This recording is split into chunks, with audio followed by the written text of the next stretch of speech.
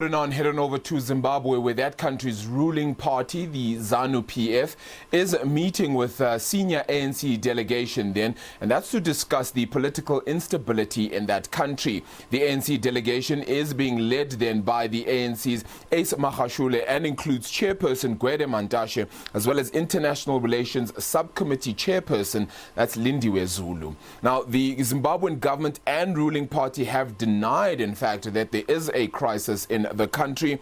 However, dozens of activists, opposition politicians and journalists who are seen as anti-government have been arrested or abducted in recent weeks. Last night on arrival, Magashule said they're hopeful the bilateral engagement will be constructive.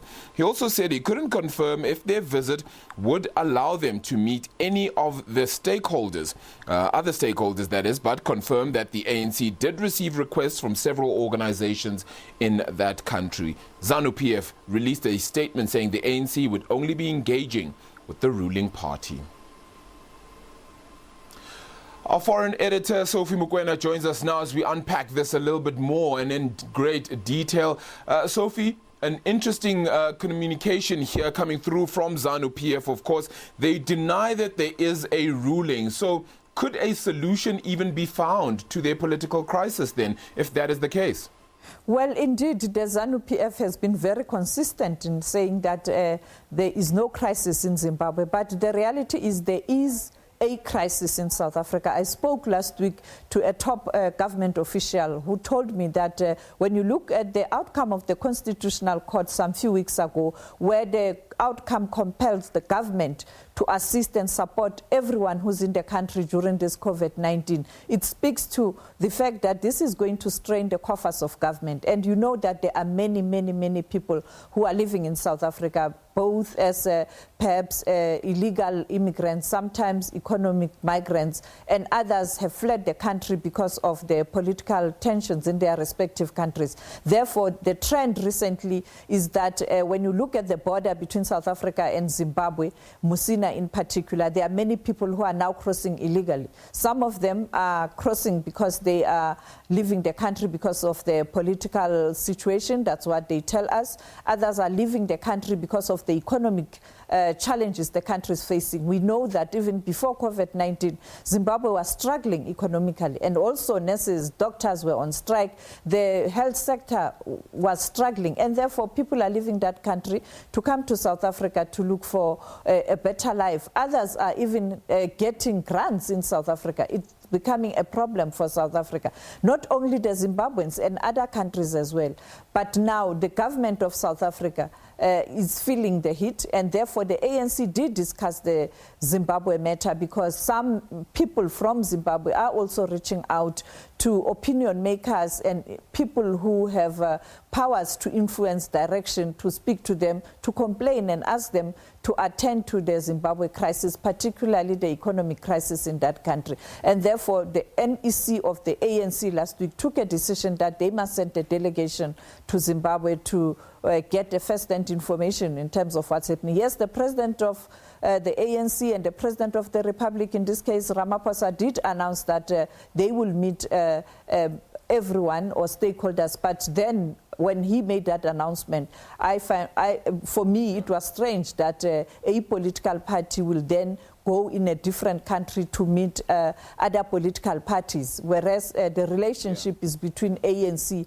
and ZANU-PF. Yes, the envoys are supposed to meet everyone, and I think Zimbabwe erred by not allowing the envoys to meet all stakeholders, because the envoys are there in their capacity with the mandate of the president of South Africa, but also the chair of the AU, who is expected to give direction in terms of what's happening in Zimbabwe after having all information. Therefore, it's not clear yet whether today they will be able to meet other stakeholders, but they told us yesterday on arrival, where you had a huge media contingent at the airport, that they have received lots of requests to perhaps meet with different people, and you could hear from the tone of the ANC Secretary General that there's there's interest to get more information, but they have to play it very safe because it is party to party. And he's accompanied by Minister of Defense, Nosiviwe Mapisa-Nqakula. Why Minister of Defense? You'd recall during the transition to this current administration, whether it was a coup or it wasn't a coup, Minister Mapisa-Nqakula was in and out of Zimbabwe. She interacted with many stakeholders. She also met with the generals, because in Zimbabwe, if you don't resolve the issue of the military, you're not going to get it right. Accompanied by Minister Sophie, if I may ask at this point, if you'll allow me to come in at this point, just to ask, is the relationship then between South Africa and Zimbabwe at risk, considering that the ZANU-PF is saying that the ANC will only speak to that political party, but of course the ANC would love to gather the story from all sides? Is the relationship at risk here? It is not. It won't be. It will never be. The only thing that's going to happen, my analysis is that if they don't get to meet all the stakeholders, the ANC is going to push that they must allow the envoys to go back and meet everybody. There is no way ANC can go there and just be business as usual with ZANU-PF. Of course, ZANU-PF is going to insist that it's party to party, and therefore, strategically, ANC is likely to say, no, okay, it's fine, it's party to party, but then allow President Ramaphosa's envoys to come and do the work or gather information at government level, because the problem here is our government having challenges based on what is happening in your country, much as you are denying that there are human rights violations, there are abductions, and also, I mean, the economic situation, we all know. And when you look at the visuals, our colleagues are always at the Beitbridge border, and they see this, and they capture people who are crossing the border illegally. And we also get people coming in the country speaking to us as journalists, telling their story, how they were abducted and how they were beaten. Now, if it is not the state committing all these atrocities, well and good, but why don't you investigate, get the perpetrator, arrest, let them face the might of the law? If it is the opposition using these tactics, investigate, arrest, and let them face the might of the law. If it's ordinary people creating a story, do the same, arrest, let there be the outcomes. All right.